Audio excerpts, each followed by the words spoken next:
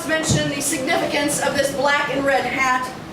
Jill and I have been doing Beastwomen 192 times now, and we are so blessed that we've literally seen over 2,000 of Chicago's finest female performers, and we are always and continue to be amazed at how many women agreed to come and be a part of our show, knowing that they aren't going to get paid. But what we do as tradition in our show is we simply leave this hat on an empty chair on an empty stage, and we, as all artists can probably agree, we really and truly one day would love to be paid professionally for what we do. Unfortunately, that doesn't happen right away or very often.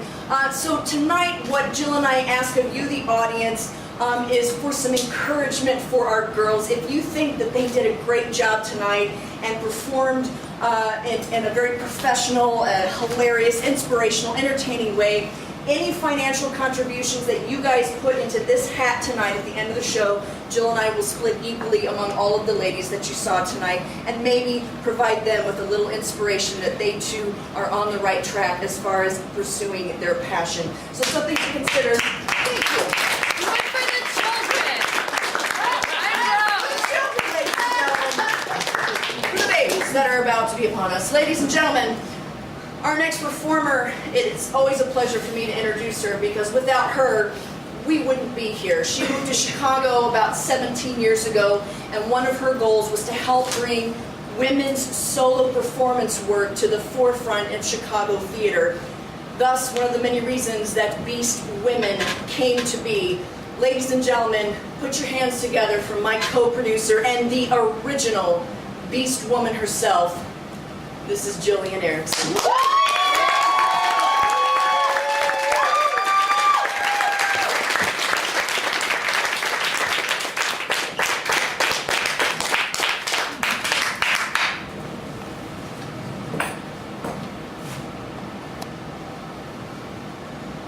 I remember hearing those birds.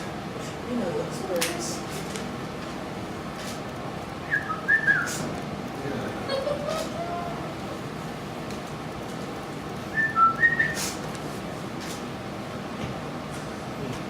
And I remember wanting to strangle them for waking me up.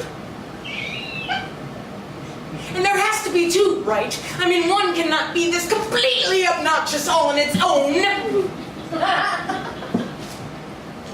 Of course, I was 15 at the time. Manically depressed, angry, and I lived in the country. And for some reason, country birds seem to own megaphones.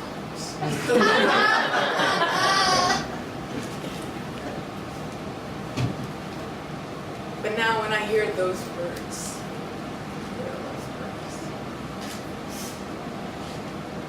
I get giddy. So excited. Relieved. Spring's finally here. I hate winter. And I suck at skiing. And being from Colorado, that seems to be a faux pas, you know. Makes me a fake Coloradan, because apparently we're all supposed to be born with skis on our feet. But I have proof. I have my birth certificate. And I have a fanatic Catholic mother. She never lies. I just sucked at skiing. And honestly, if I wanted to sit my ass in the snow, I could do it out front of my house for free. That shit's expensive.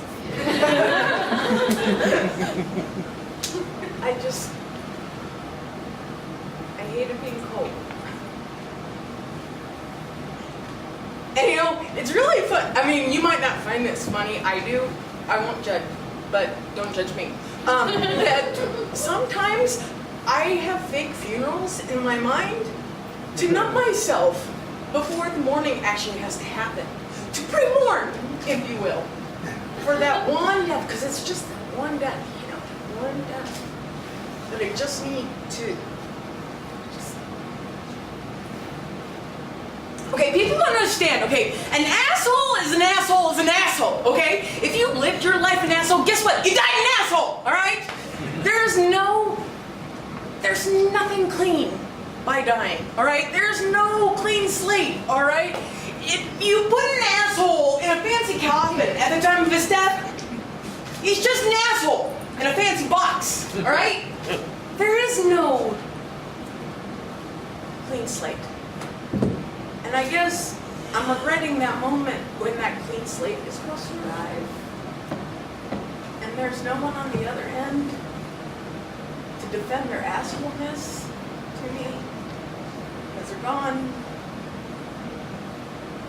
So it's like you won, but you lost. Because you never actually won the argument. And yes, I'm that kind of person. But what I find so fascinating is that drunk hipsters, I mean really drunk hipsters, you know, the ones that drink far too many old styles and Jack Daniel's shots.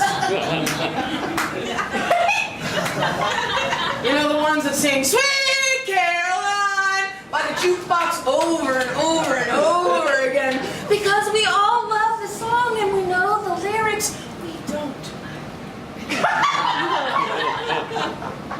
It's just that these hipsters, so drunk, when they get into fights, when they get into arguments, they can quote Macbeth verbatim. And for some reason, totally makes sense. Totally. They're very well read. But it's 3:30 in the morning. And you're sitting outside of my window. Therefore, keeping me up. Therefore, breathing my air.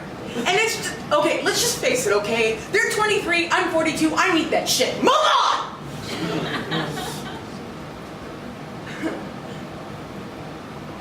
Random thoughts. If you just enjoyed that roller coaster, try it all the time. I live like that. My life is one big random thought, and most of the time it makes me feel kind of stupid and like an idiot when it comes out in public. You're welcome. But at the same time, without them, it's kind of like my security blanket. And it makes me feel comfortable and at home, you know? And it makes sense to me. But I've come to this point where I'm really getting tired of these random thoughts in my head. And I'm really getting tired of my mind. And I kind of feel like I need something. I need to be more, you know? I need to be. I need to.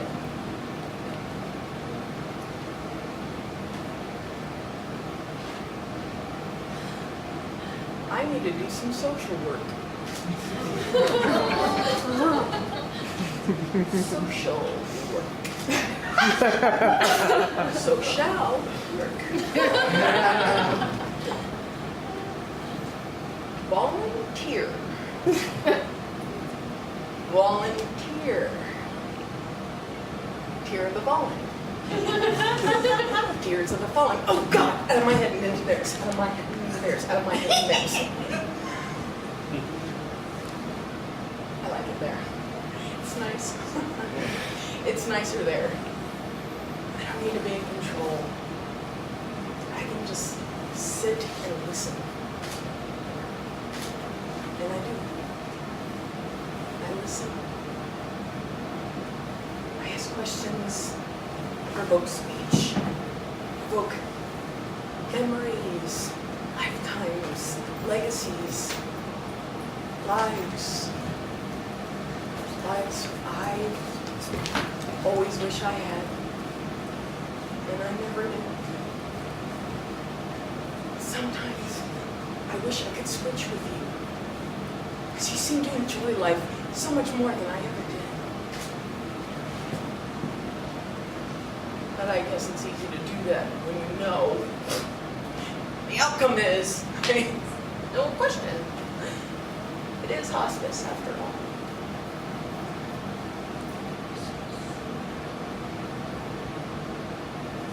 that's when shit got real, you know? This shit is real. You can spend every single day just going through the same old, the same old, the same old. But this makes it raw and real. I need to become a caregiver. Not a caretaker, a giver. There's a difference. Caregiver. Giver.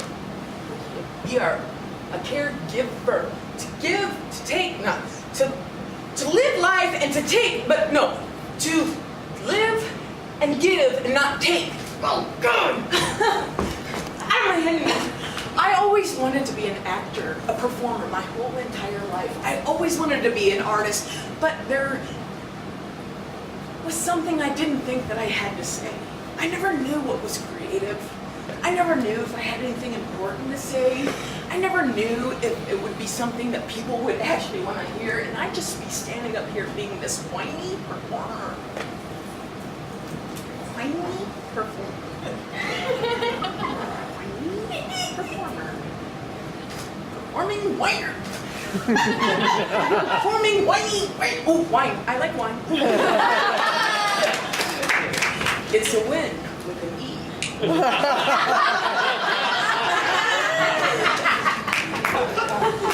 And I won once or twice. A couple times. It's been a while. But I do remember it. It was pretty awesome. But now I sit there and think, how do you know? How do you know which side of the line you're on? You know? How do you know where that tape is? That winner's tape?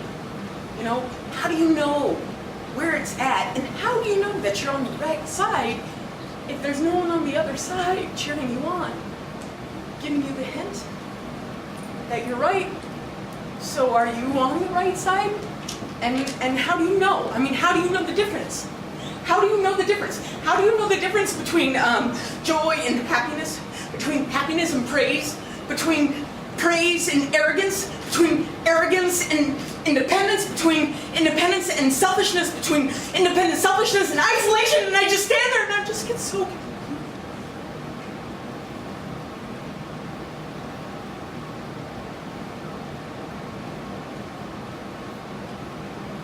I just wanted to make a difference. I just wanted to change things. Oh, God! Out of my head and into yours. Out of my head and into yours. Out of my head and into yours. Oh. I like it here. It's nice. I don't need to be in control anymore. I can just sit and listen.